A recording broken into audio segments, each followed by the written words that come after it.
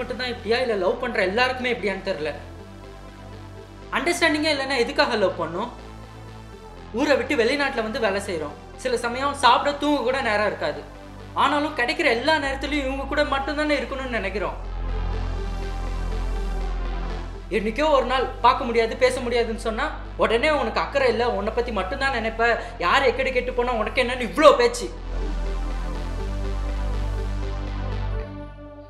நம்ம இவ்வளோ வேலை டென்ஷன்லையும் இவங்களுக்காக பேசணும்னு வரப்போ அவங்க இப்படிலாம் பேசினா கோவம் வராதா? ஏதோ அந்த கோவத்தில் 2 வார்த்தை சொல்லிட்டா தோ இப்படி தான் கால் கட் பண்ணுவாங்க. எப்போ தான் இவங்கெல்லாம் புரிஞ்சுக்க போகிறாங்களோ?